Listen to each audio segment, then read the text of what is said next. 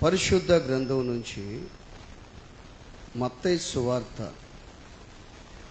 6వ అధ్యాయము 24వ వాక్యం. ఎవడును ఇద్దరు యజమానులకు దాసుడుగా ఉండనేరడు. అతడు ఒకరిని ద్వేషించి ఒకరిని ప్రేమించును, లేదా ఒకరిని పక్షముగా నుండి ఒకరిని తృణీకరించును. మీరు దేవునికిని సిరికిని దాసులుగా ఉండనేరరు. చాలు. యేసు ప్రభువు చెప్తున్నటువంటి మాటల్లో ఆనాటి మనుషులకు కొన్ని మాటలు చెప్తున్నాడు దేవుడు. ఎవ్వరు కూడా ఇద్దరు యజమానులకు దాసుడుగా ఉండనేరడు. నీకు ఒక ఇద్దరు యజమానులు ఉన్నారనుకో, ఒక దగ్గర నువ్వు పనిచేస్తున్నావు, ఒక వ్యక్తి దగ్గర మరొక వ్యక్తి దగ్గర నువ్వు పనులు చేస్తున్నావు. ఇద్దరి దగ్గర పనులు చేస్తున్నావు. ఒక వ్యక్తి దగ్గర 3 గంటలు, ఇంకొక వ్యక్తి దగ్గర ఒక 3 గంటలు పనిచేస్తున్నావు. ఆ ఇద్దరు యజమానుల్లో ఏ యజమానుడైతే నిన్ను ప్రేమిస్తాడో ఆ వ్యక్తినే నువ్వు ప్రేమిస్తుంటావు. ఏ యజమానుడైతే నిన్ను ద్వేషిస్తుంటాడో ఆ యజమాను ఏం చేస్తావు?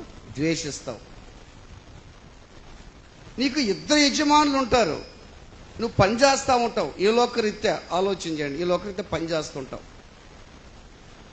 ఇద్దరు యజమానులు సంతోష పెట్టగలవా? సంతోష పెట్టడం అసాధ్యం. అది ఒక వ్యక్తి దగ్గర నువ్వు పని చేస్తున్నప్పుడు ఆ వ్యక్తి దగ్గర చేసిన పని మళ్ళీ ఇంకో దగ్గరికి వెళ్ళిపోవాలి నువ్వు. ఆ వ్యక్తి ఏమంటాడు తెలుసా? ఇంత లేటు ఏమే నన్ను అడుగుతాడు. అయ్యా పలానా దగ్గర నేను పని చేస్తున్నానయ్యా, వచ్చేలేక లేట్ అయింది. ఆ వ్యక్తి ఏం చేస్తాడు? లేట్ అయిన దానికి నిన్ను తిట్టొచ్చు, కొట్టబావచ్చు, నోటుకొచ్చేట్టు మాట్లాడవచ్చు నిన్ను. ఎందుకంటే ఆ వ్యక్తి దగ్గర పని చేస్తున్నా నీకు జీతం ఇస్తున్నాడు కాబట్టి. అప్పుడు నీకు ఎట్టనిపిస్తుంది? నీ మనసు ఎట్టనిపిస్తుంది? బాధ కలుగుతుంది. ఈయన తిట్టాడు అని బాధ కలుగుతుంది, కానీ టయానికి నువ్వు రాలేకపోయినావని అది ఆలోచన చేయవు నువ్వు. నెక్స్ట్ మళ్ళీ ఇంకో వ్యక్తి దగ్గరికి వెళ్ళావనుకో, ఆ వ్యక్తి అడుగుతాడు నిన్ను, ఎవరితో లేటుకు వచ్చావంటే, అయ్యా పలానా దగ్గర నుంచి వచ్చానయ్యా, ఇదే పరిస్థితి, అవి తిట్టాడయ్యా, నన్ను కొట్టబోయాడయ్యా అని ఆ వ్యక్తికి చెప్పావు అనుకో. ఆ వ్యక్తి అంటాడు, వాడు అంతేరా అని అన్నాడు అనుకో. నీకు ఎట్టుంటుంది ఆ వ్యక్తి మీద? మంచి మనసు కలుగుతుంది ఆ వ్యక్తి మీద. ఈ వ్యక్తి నన్ను మెచ్చుకుంటున్నాడనని. అందుకే దేవుడు అంటాడు, ఎవడు కూడా ఇద్దరు యజమానులకు దాసుడుగా ఉండనేరడు. బాగా గుర్తుపెట్టుకోండి. ఒకరిని ద్వేషించును. అడేమో రాస్తాడు అక్కడ, ఒకరిని ద్వేషించి ఒకరిని ప్రేమిస్తాడంట. చూసావా? ఎలా? ఏ యజమానుడైతే నిన్ను ప్రేమిస్తుంటాడో ఆ వ్యక్తినే ప్రేమిస్తావు. ఏ యజమానుడైతే నిన్ను సూటిపోటి మాటలంటూ, నువ్వు టయానికి రావట్లేదంటూ నిన్ను తిడతాడు, కొట్టబోతుంటాడో ఆ వ్యక్తిని ద్వేషిస్తావు నువ్వు. నీకు ఎవరైతే ఇష్టం లేదో, ఇష్టం ఉన్న వాళ్ళ దగ్గర పోయి లేనిపోని మాటలు చెప్తావు వాళ్ళకు నువ్వు. ఆయన వాడి దగ్గర కూడా పని చేస్తున్నానయ్యా, నీలాంటి మనసు వాళ్ళు లేదయ్యా, వాడిది చెడిపోయిన మనసు అయ్యా, వాడిది నన్ను కొట్టబోతానని చెప్పి లేనిపోని మాటలు చెప్తావు నువ్వు, తృణీకరిస్తావు నువ్వు. దేవుని పెట్టారా? ఎవడు కూడా ఇద్దరు యజమానులను సంతోష పెట్టలేడు. సంతోష పెట్టగలడా? దేవుడే చెప్పాడు ఈ మాట. ఎవడును కూడా ఇద్దరు యజమానులకు దాసుడుగా ఉండనేరడు అని అన్నాడు దేవుడు. ఆయన చెప్పిన మాట కరెక్టే, కానీ ఆ చెప్పిన మాట శాశ్వతంగా నిలుస్తుంది. ఆ మాట నేను సంతోషపెట్టాను. ఏ సంతోషపెడతావు నువ్వు? చాలామంది పనులు చేస్తూ ఉంటాం కదా మనం. ఆ పనులు చేసేటప్పుడు ఎవరైనా ఒక్కరినే నువ్వు సంతోషపెట్టగలవు, కానీ ఇద్దరు నువ్వు సంతోషపెట్టలేవు. అదేవిధంగా మనకు ఒక యజమానుడు ఉన్నాడు. ఇద్దరు యజమానులు కరెక్టే. దేవుడు ఏం చెప్పాడు తెలుసా? ఇద్దరు యజమానులకు దాసుడుగా ఉండనేరని చెప్పిన మాట ప్రకారము బైబిల్లో ఇద్దరు యజమానులు కూడా ఉన్నారు మనకు. ఒక యజమాని ఎవరు? మన దేవుడు ఒక యజమాని. రెండో యజమాని ఎవరు? లోకం. లోకాధికారి. అంటే లోకాధికారి అంటే ఏంటంటే లోకంలో ఉన్నదంతా శరీరాశ, నేత్రాశ, జీవపు డంబు, దానికి అధికారం మాత్రమే. కానీ ప్రపంచాన్ని నిర్మించింది మన దేవుడు.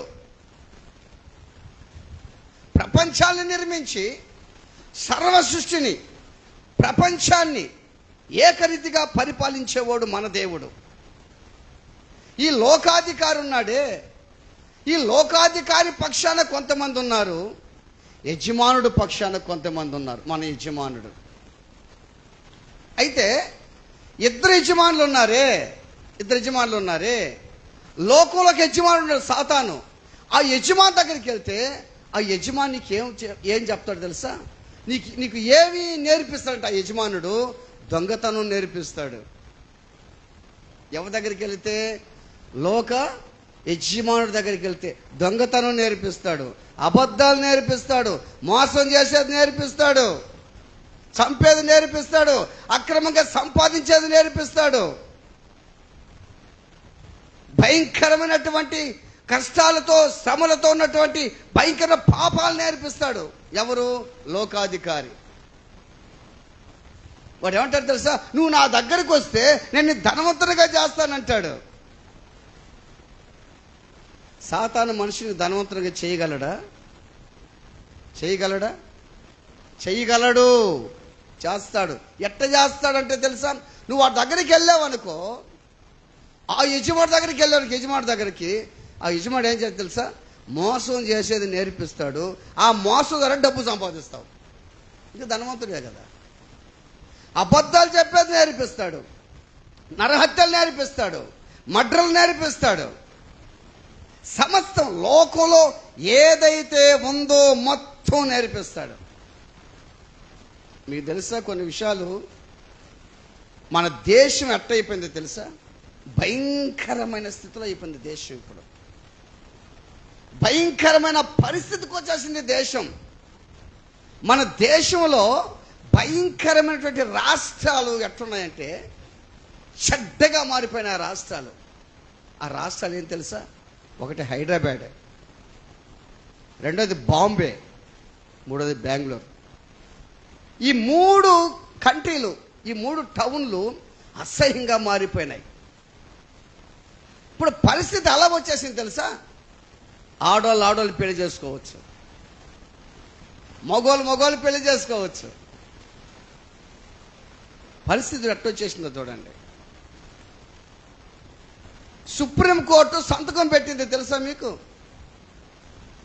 దేని సంతకం పెట్టింది? మాకంతా చూసే ఉంటారు. ఏది? వ్యభిచారం చేస్తే తప్పు కాదు, నేరం కాదు, ఇది ఒక వృత్తి, చేసుకోండి. వ్యభిచారం చేసేది తప్పు కాదు, నేరం, ఇదొక వృత్తి కాబట్టి చేసుకోండి. బైబిల్ ఏం చెప్తుంది? వ్యభిచారులు దేవుని రాజ్యాన్ని స్వతంత్రించుకొనలేరని దేవుడు చెప్తుంటే, ఇదే నేను చెప్పేది. ఇద్దరు యజమానులు అని చెప్పారు కదా, ఇదే ఒక యజమానుడి ఇల్లు. మరలా ఏం చెప్తుందో తెలుసా? మళ్ళీ ఎలా వచ్చిందో తెలుసా? ఒకవేళ ఎవరైనా గర్భం ధరిస్తే బిడ్డను కానీ కంటే ఆ బిడ్డను చంపుకునే అధికారం అనుకుందంట. ఇప్పుడు చంపుతున్నారా లేదా బిడ్డల్ని? కన్నిన తర్వాత ఇష్ట నీళ్ళలో వేసేయటం, చెత్తకొట్లు వేసేయటం, ఆడి వేసేయటం, వెళ్ళిపోతున్నారు కదా. అన్నీ జరుగుతూ ఉన్నాయి. ఇంకొకటి ఏమొచ్చింది తెలుసు? ఇంకొకటి అసలు ముఖ్యం, అది ఇదే తెలుసా? ఇది చాలా మందికి సంతోషం. ఇది అదేం తెలుసా? సండే రోజున చర్చిలకి బాపడలేదు. ఏమొచ్చింది? సండే రోజున చర్చిలకి పోబడలేదు. సన్ అంటే సూర్యుడు. అంటే సండే రోజున సూర్య భగవానికి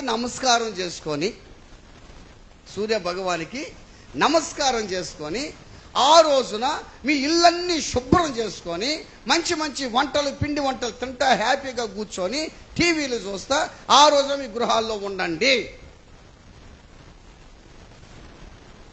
ఎంత భయంకరమైన రోజు వచ్చేసింది ఆలోచన చేయండి. ఈ రోజున అనేక మంది మందిరానికి రాలేకపోయినా దేవుడు మిమ్మల్ని అంత ప్రేమతో తీసుకొచ్చాడు ఇక్కడికి. ఎందుకు వచ్చారు తెలుసా? మందిరంకి వెళ్ళాలి, వాక్యం వినాలి, ఆరాధనలో పాల్గొనాలి, ఆరాధన చేయాలి. నా గుండెల్లో అగ్ని పర్వతాలు ఉన్నాయి. నేను ఆరాధన చేస్తే దేవుడు నా లెక్క వస్తాడు. లేదా పాటలు పాడాలి, వాయిద్యాలు వాయించాలి, స్తుతించాలి, పరిచర్య చేయాలి అనే ఉద్దేశంతో మీరందరూ వచ్చారు ఇక్కడికి.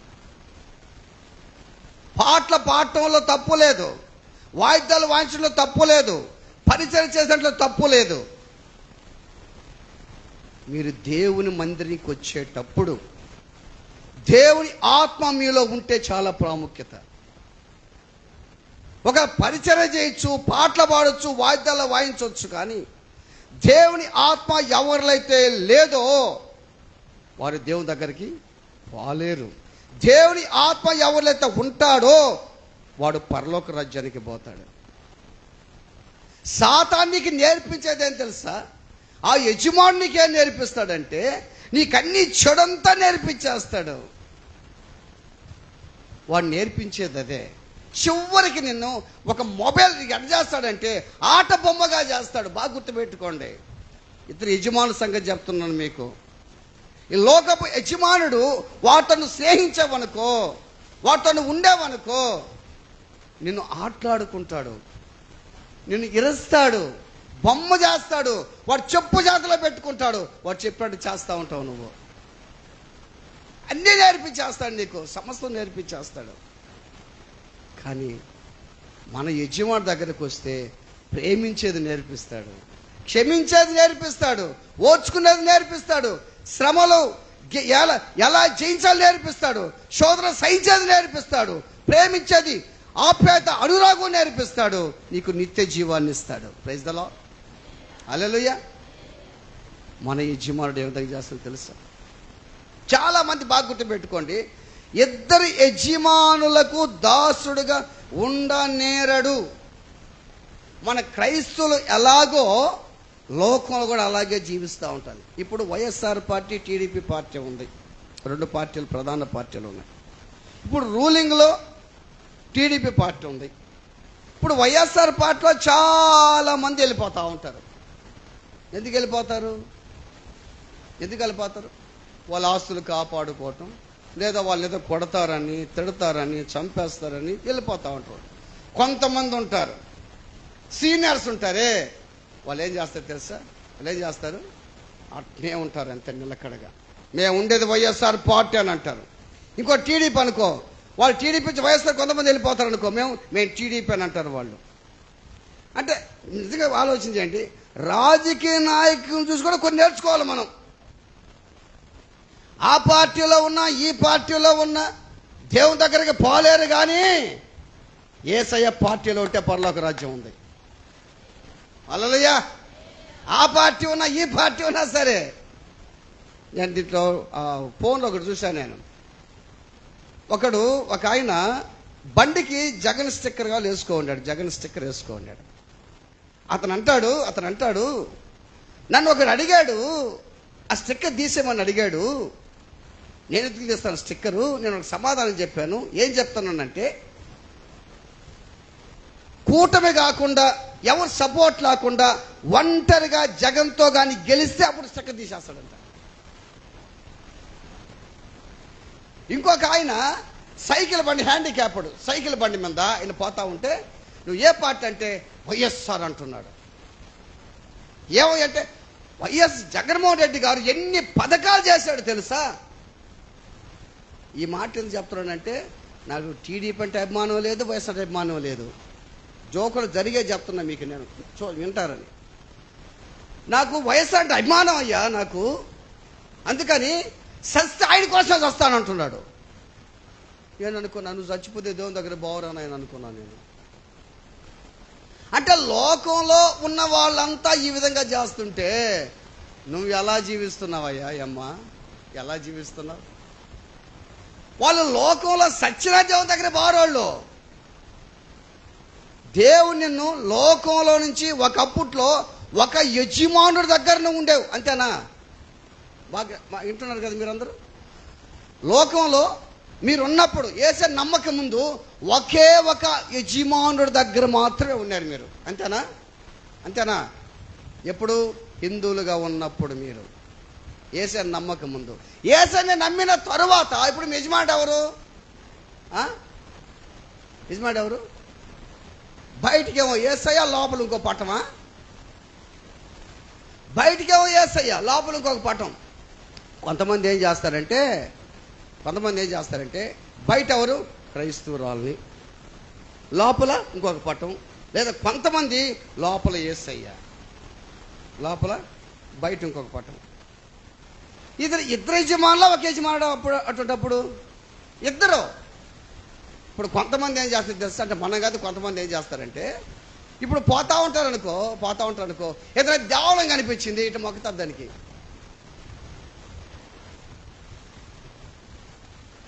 అంటే ఏం తెలుసా? అరే ఎందుకు మొక్కుతున్నావు నువ్వు? నీకు ఎంతమంది యజమానులు? ఆలోచన, ఎంతమంది యజమానులు నీకు? అంతమంది యజమానులు అవసరమా?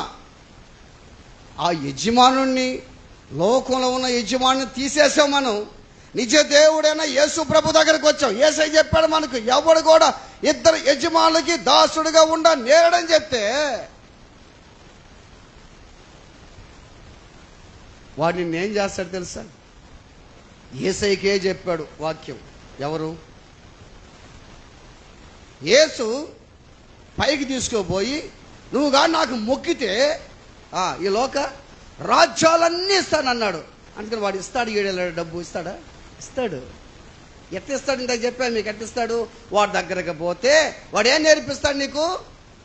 డబ్బు వచ్చే ఉపాయం ఏది? మోసాలు, అబద్ధాలు, అన్యాయాలు, అక్రమాలు, పాపాలు, చెడు అన్నీ నేర్పించి ఏం చేస్తాడు తెలుసా? ఇదిగో అలా ఇంట్లో ఎవ్వరు లేరు, నువ్వు పోయి తాళం పక్కన కొట్టి డబ్బు తెచ్చుకోరపని అంటాడు. వీడు పోతాడు, డబ్బు తెచ్చేస్తాడు, దొరకడు. ముందు స్టార్టింగ్ అట్టే ఉంటుంది. తర్వాత వాడే వెళ్ళిపోయి సావమంటాడు పోయి, వాడే సావమంటాడు పోయి. ఈ విధంగా బాగా గుర్తుపెట్టుకోండి. యేసు ప్రభువుకే ఏం చెప్పాడు? నాకు కానీ మొక్కితే ఈ లోక రాజ్యాలన్నీ ఇస్తానన్నాడే. కారణం ఏం తెలుసా? ఈ రోజున అనేక మందిని ఆ యజమాని దగ్గరికి ఎవరైతే పోతున్నారో వాళ్ళని బానిసలుగా చేస్తాడు వాడు. మనుషులు ఏం చేస్తాడు వాడు? బానిసలుగా చేస్తాడు. బానిస అంటే ఏంటి? ఎట్రా పో, వెళ్ళిపో, పని చెయ్యి, రా, మొత్తం బానిస. కానీ మన దేవుడు ఏం చేస్తాడు తెలుసా? మన దేవుడు, మిమ్మల్ని నేను దాసులని పిలవక స్నేహితులని పిలుస్తున్నాను అన్నాడు. బా, ఎంత మంచి మాట చెప్పి యోహాను సువార్తలైన. మిమ్మల్ని నేను దాసులని పిలవక నేను మిమ్మల్ని స్నేహితులని పిలుస్తున్నాను. ఆయన నీ స్నేహితుడు, బెస్ట్ ఫ్రెండ్ ఆయన నీకు. నువ్వు దాసుడు కాదు, నువ్వు దాసుడు కాదు. ఎవరు నువ్వు? స్నేహితుడివి. ఆయన కుమార్తెవు నువ్వు. అంటే అదే లోకంలో ఉండేవనుకో, లోక యజమాని దగ్గర ఉండేవనుకో, ఆ యజమాని నువ్వు బానిసవే నువ్వు. నీకు అర్థం కావట్లే అసలు. వాడు ఎట్ట చీల్చి చెండాడతాడు నిన్ను. చీల్చి చెండాడి వాడి దగ్గరికి అని వెళ్తే లోపలేమో యేసయ్యని అంటావు, బయటేమో మరొక రీతిగా ప్రవర్తిస్తావు. యేసయ్య ఉంటాడు, కానీ దేవుణ్ణి, లోకాన్ని రెండు నువ్వు ప్రేమిస్తావు. బాగా గుర్తుపెట్టుకోండి. లోకాన్ని, దేవుణ్ణి రెండు ప్రేమిస్తావు. కానీ లోకంలో కొంచెం టచ్లో పెట్టుకుంటాం. లోకం టచ్ పెడతామా, దేవుని టచ్ పెడతామా? మీరు బాగా చెప్పాలి. ఇప్పుడు లోకము దేవుడు కదా, సిరి. ఇప్పుడు మీరు దేవునికి సిరికిని దాసులుగా ఉండనేరని చెప్పి. సిరి అంటే ఏంది? డబ్బు. అంటే అర్థం ఏంది? లోకమంతా. అది లోకమంతా ఒక డబ్బే కదా లోకమంతా. ఇప్పుడు దేవుడు లోకం ఉంటాడు కదా, మీరు ఎవరిని టచ్లో పెట్టుకుంటారు? బాగా చెప్పాలి, బాగా అర్థం చేసుకుని చెప్పాలి. మీరు లోకాన్ని టచ్లో పెట్టుకుంటారా, దేవుని టచ్లో పెట్టుకుంటారా? దేవుని టచ్లో పెట్టుకుంటారు. మీరు లోకంతో బాగా విచ్చోడుగా ఉంటారు. ఏదన్నగానే ఇప్పుడు లోకంలో అన్నీ వేసుకుంటారు అంటే దేవుడు మళ్ళీ క్రైస్తవులమే, మనం మళ్ళీ విశ్వాసమే. మందిరంకి వస్తాం, పాటలు పాడతాం, ప్రార్థన చేస్తాం, అన్నీ చేస్తాం. కానీ మన లోపల లోకం ఉంటుంది, బయటికి మాత్రం స్తోత్రం చప్పులు కొడతా ఉంటాం. లోకంలో బాగుంటాం, లోకంలో ఉండి బాగా కాలేదనుకో, అప్పుడు ఉండి టచ్లో పెట్టుకోవడం దేవుడు. అప్పుడు వస్తాం దేవుని దగ్గరికి మళ్ళా. దేవా నేను కదా, నీకు తెలుసు కదా అయ్యా, నేనయ్యా. అప్పుడు పాస్గా నిద్ర ఉండదు. ఇంకా దేవుని బిడ్డారా, దేవునికి సిరికిని మీరు దాసులుగా ఉండనేరరు. ఈ కిందన్న మాట ఏంటంటే, కిందన్న మాట లేదా ఒకని పక్షముగా నుండి ఒకరిని తృణీకరించును, మీరు దేవునికి సిరికిని దాసులుగా ఉండరు. అంటే అర్థం ఏంటంటే, నువ్వు ఉంటే దేవుని పక్షానైనా ఉండాలి, లేకపోతే లోకం పక్షానైనా ఉండాలి. ఒక దగ్గర పెద్ద యుద్ధం జరుగుతూ ఉంది. పెద్ద యుద్ధం జరుగుతూ ఉంటే ఆ యుద్ధంలో ఒక ఆయన చాలా ఎత్తున్నాడు మనిషి, 6 మూల జానుడు, చాలా ఎత్తున్నాడు. ఒక పెద్ద ఈటు పట్టుకొని తిరుగుతూ ఉన్నాడు, తిప్పుతా ఉన్నాడు. ఆయన కింద సైన్యం అంతా చిన్న పిల్లల్లాగా, ఎలుకల్లాగా ఉన్నారు. అందరూ కూడా పిరికివారైపో ఉన్నారు. అభిషేకించబడినటువంటి రాజులు కూడా పిరికోళ్ళు అయిపో ఉన్నారు. ఆయన ఏం చెప్తున్నాడు తెలుసా? ఆయన ఒక మాట అంటున్నాడు. ఏమంటున్నాడంటే, మీ పక్షాన ఒకని ఏర్పాటు చేసుకోండి, నేను ఫిలిష్తీయుల పక్షాన ఉన్నా, ఇద్దరు యుద్ధం చేద్దాం. నేను ఓడిపోతున్నా ఈ రాజ్యం మీదే, మీరు ఓడిపోతే ఆ రాజ్యం మాది. ఈ మాటకి అందరూ భయపడిపోయారు. అందరూ భయపడిపోయారు. సాతాను గురించి బెదిరిస్తుంటాడు కదా, ఇక నువ్వు లాభం లేదు, నీ జీవితం ఇంతేను, నీ బ్రతికింతేను, నీ పరిస్థితి ఇంతేను, ఇక్కడ ఇంతేను, నీకు రోగం తగ్గదు, నీ నిందల బావు, నీకు అవమానాలేను, నీ బ్రతికింతేను అని అన్నీ నిన్ను హింస పెడతాడు వాడు. ఎందుకు తెలుసా? దేవునిలో నుంచి నిన్ను డైవర్ట్ చేసేదానికి, యేసులోంచి డైవర్ట్ చేసేదానికి. ఇక నీ బ్రతుకు ఎవరు కూడా దాన్ని చేయలేరు అని చెప్తాడు. నువ్వు కష్టాలు పడతానే ఉన్నావు కదా, బాధలు పడతానే ఉన్నావు కదా, నీ బ్రతుకింతనంటాడు. దేవుని బిడ్డలారా, నీ జీవితం ఆలోచన చేయండి ఒకసారి. నువ్వు నిజంగా క్రీస్తు రక్తం చేత కడగబడి ఉంటే సాతాను నిన్నేం చేయలేడు. సాతానుడు పిరికివాడు, అది మీకు తెలియలా. కాకపోతే గర్జించు సింహంలాగా వస్తాడు, కానీ ఆ గర్జించు సింహానికి కోరలు లేవు, అరస్తాడు, కరవడు. సమాధాన కర్తగా సాతాను మీ కాళ్ళ క్రింద శీఘ్రముగా చితక తొక్కించను అన్నాడు. ఒక భక్తుడు అంట, డేవిడ్ స్మిత్ అని ఒక భక్తుడు, ఒకసారి చూశాను నేను. ఆ భక్తుడు మంచిగా ప్రార్థన చేస్తాంట. మీరు ఈ మాటలు బాగా మీరు పురుకొల్పబడాలి. మీరు బాగా ప్రార్థన చేస్తాడంట. ఎంత సమయం ఉంటుందో ప్రార్థన చేస్తాడంట.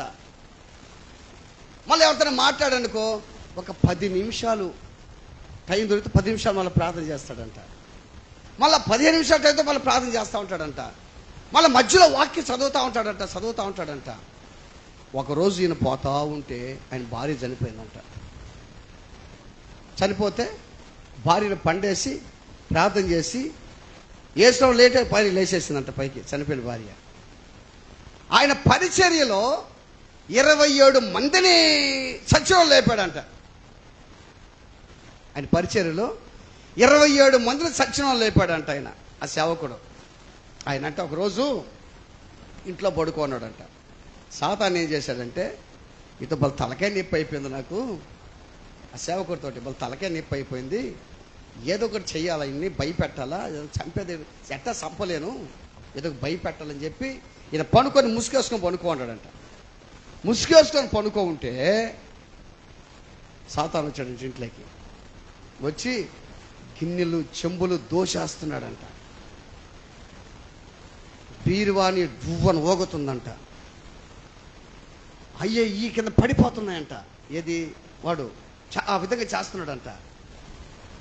ఈ నిద్రపోతున్నటువంటి సేవకుడు చిన్నగా తీశాడంటే ముసుగు. మనం ఏడు చేస్తాము, ఓ ఏమంట పైకి లేస్తారా మనం ఏం చేస్తాం? ఏదో మంచిగా నిద్రపోతే గిరిచేం పడి దానికి ఓ అమ్మ ఏసయ్య స్తోత్రం, అప్పుడు స్తోత్రం స్తోత్రం స్తోత్రం. అంతకుముందులే చెంపు పడితే అప్పుడు స్తోత్రం స్తోత్రం స్తోత్రం ఏసయ్య స్తోత్రం అంట.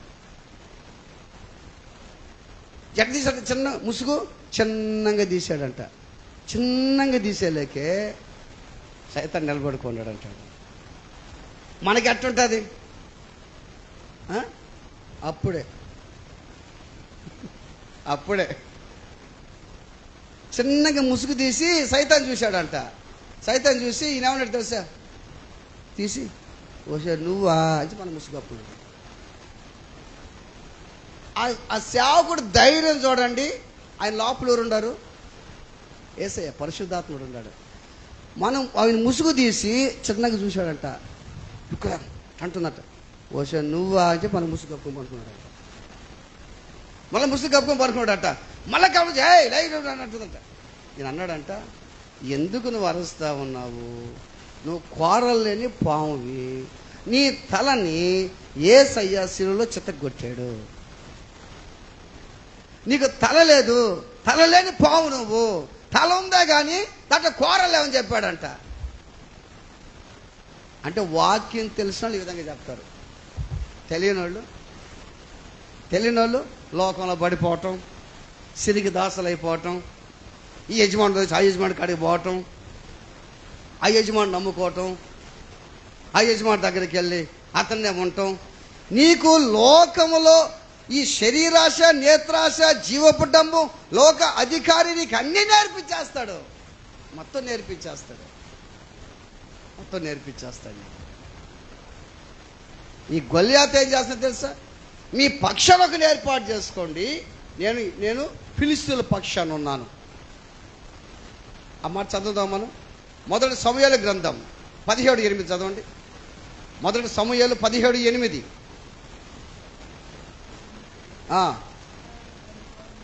పిలిచి తీర్చుటకై బయలుదేరి వచ్చి తిరిగి నేను ఫిలిష్తీయుడను కానా? మీ పక్షమున మీ పక్షమున ఒకరిని ఏర్పరచుకోండి చాలు.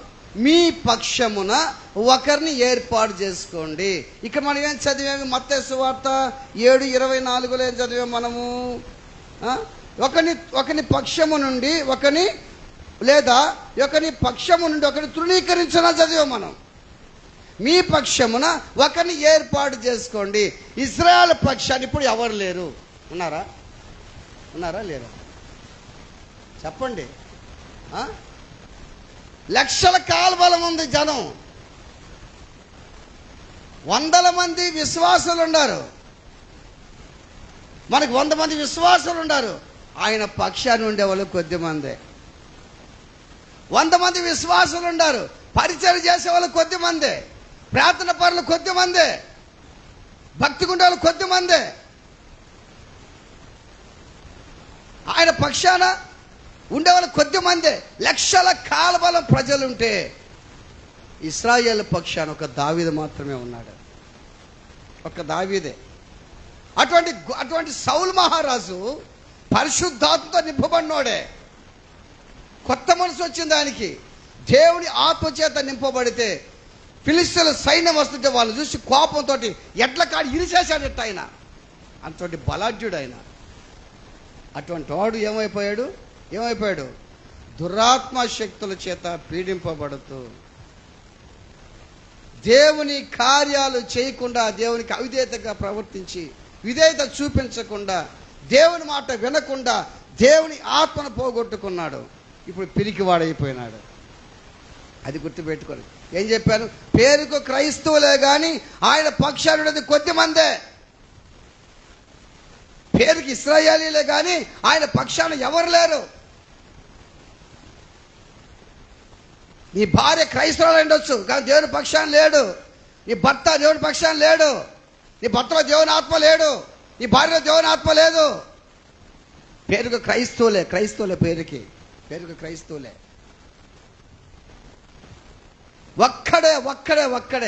ఒక్కడే ఎవరైనా? దావీదు. ఒక్కడే దావీదు.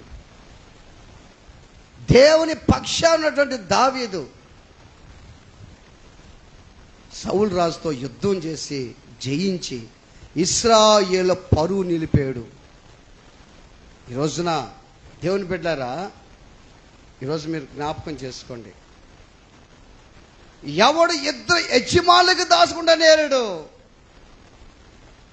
నువ్వు దేవుని పక్షాన ఉన్నావా, లోకం పక్షాన ఉన్నావా? ఒక పక్క లోకం, ఒక పక్క దేవుడు ఉంటే కుదరదు. దేవుడు అంగీకరించండి నీ ప్రార్థన. నాటకాలు ఆడితే ఒప్పుకోడు దేవుడు, నటిస్తే ఒప్పుకోడు దేవుడు. యేసు ప్రభు చేసే అద్భుతాలన్నీ చూశాడు ఒక ఆయన. 5 రొట్టెలు 2 చేపలు 5,000 మందికి పంచి పెడుతుంటే చూశాడు. అద్భుతాలు చేశాడు, తుఫాన్ లాపడం చూశాడు, మొత్తం చూశాడు. డబ్బు కాశపడ్డాడు యోధా. డబ్బు కాశపడి సిరికి అలవాటు పడిపోయినాడు, లోకానికి అలవాటు పడిపోయినాడు. పేరుకి శిష్యుడే, పేరుకి క్రైస్తవుడే. బాగా గుర్తుపెట్టుకోండి, పేరుకు క్రైస్తవుడే. మంచి పేర్లు, మళ్ళా మంచి పేర్లు ఉంటాయి వాళ్ళకి, మంచి పేర్లు ఉంటాయి. చెడు జీవితం, చెడు బ్రతుకు. లోకంలో ఉండే వాళ్ళందరూ దేవుళ్ళలోకి వస్తుంటే దేవుని ఉండే లోకంలోకి వెళ్ళిపోతున్నారు ఇప్పుడు. ఎంత విచారకరమైన సంగతి. నాకొద్దు నాయన ఈ బ్రతుకు, నాకు ఏసగల వాళ్ళు వస్తుంటే ఈ ఏసనుండే లోకంలోకి వెళ్ళిపోతున్నారు. మన పరిస్థితి ఎట్టయిపోయిందంటే, ఒకప్పట్లో మన విశ్వాసులు ప్రార్థన పెట్టుకోవాలంటే సచ్చేది. ఎందుకంటే జనం ఎక్కువ ఉండరు. ఏం పెట్టాలరా నాయన, వాళ్ళకి ఎట్ట చేయాలరా నాయన. ఇప్పుడు జనాలు లేరు, ప్రార్థన పెట్టుకోవటం లే. ఒకప్పుడు ప్రార్థన పెట్టుకోవాలంటే ఇబ్బంది. ఈ జనాలు ఏంద్ర ఇటువంటి జనాలు నాయన. ఇప్పుడు జనాలు అంతమంది లేరు అనుకో. ఇప్పుడు ప్రార్థన పెట్టుకోవాలంటే దేని భయపడుతున్నారు? లోకానికి భయపడుతున్నారు, సిరికి భయపడుతున్నారు, లోకపు ఆశలకు భయపడుతున్నారు. ఇప్పుడు ప్రార్థన పెట్ట వచ్చేవాళ్ళు లేరు. అంటే ఇప్పుడు ఎవరిలో ఉన్నారు? ఇప్పుడు వీళ్ళు దేవునికే లోకానికి దాసులుగా ఉన్నారు. ఇప్పుడు వీళ్ళు ఎవరి పక్షాన ఉన్నారు?